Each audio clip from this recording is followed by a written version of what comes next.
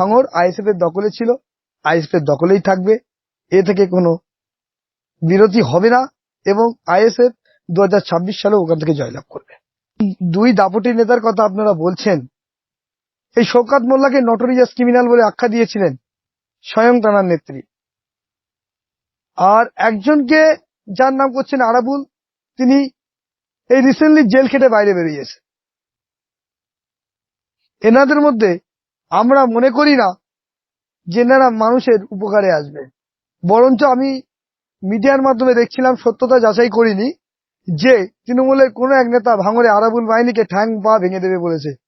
এটাই রাজনীতি ওরা করছে। আইএসএফ এর মিটিং মিছিলে চোখে পড়ার মতো ভিড়, কি বলবেন এই বিষয়ে? দেখেন, আইএসএফ এর মিটিং মিছিলে যে ভিড় হচ্ছে, সেটা হচ্ছে আইএসএফ এর আইডিওলজিটা জানতে হবে আমাদেরকে। আইএসএফ কিন্তু ক্ষমতা লড়াইয়ের জন্য আসেনি, মানুষকে স্বচ্ছ, মানুষকে তার অধিকার ফিরিয়ে দেওয়ার জন্য এসছে। আইএসএফ মানে দলটা প্রতিষ্ঠিত হয় এখনো 3 বছর হয়ে গেছে, এখনো মানে এত হারের পরে যে বিধানসভায় হেরে গেলেন, একাধিক জায়গায় পঞ্চায়েতে নমিনেশন জমা করতে দেয়নি, তারপরেও এখনো মানে আইএসএফ ছাড়ছেন না। আইএসএফ থেকে মানে কোনোভাবে কি দমানো যাচ্ছে না?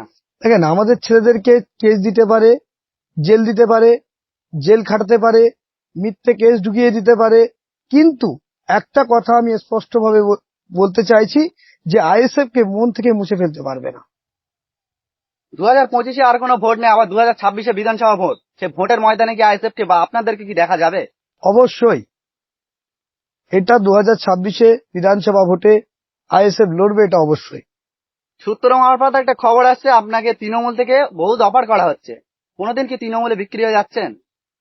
দেখেন, তৃণমূল থেকে অফার কে বা কারা করছে সেটা তো আমি ক্লিয়ার নই, কিন্তু আমি টিএমসির কাছে মাথা বা অন্য কোনো দলের কাছে মাথা বিক্রি করব না, কারণ আমি একবার বিক্রি হয়ে গেছি, সেটা আইএসএফ এর কাছে আর কোনোদিন বিক্রি হবার কোনো প্রশ্নই আসে না। এমন কথা ভাঙড়ের আয়েশা বিবিও বলেছিল, আপনারটাও কি তেমন? দেখেন, ভাঙড়ের আয়েশা বিবি না, আপনার একটু ভুল জানেন হয়তো, আসমা বিবি, তিনি তৃণমূলেরই ছিলেন। তিনি নিজে মুখে বলেছে আমি তৃণমূল করতাম, তিনি কোনোদিনও আইএসএফ এর ছিলেন না। তাহলে আইএসএফ এর ঝান্ডা, আইএসএফ এর মানে নওশাদ সিদ্দিকের সঙ্গে জেলে কি বলবেন? এইবার আমি তোমাকে একটুখানি বলি যে আসমা বিবি তিনি আইএসএফ এ ছিলেন, তিনি আইএসএফ থেকে পঞ্চায়েত সমিতিতে জয়ী হয়েছিলেন। তানাকে একবার বলুন যে আগে আইএসএফ এর পদটা ছেড়ে দিয়ে তারপর তৃণমূলে জয়েন করতে, এবং সাথে সাথে পরবর্তীতে তিনি আবার নির্বাচিত হয়ে আসতে। ভাঙড় থেকে আইএসএফ এর পরিচিত মুখ আসমা খাতুন, তিনি বিক্রি হয়ে গেলেন।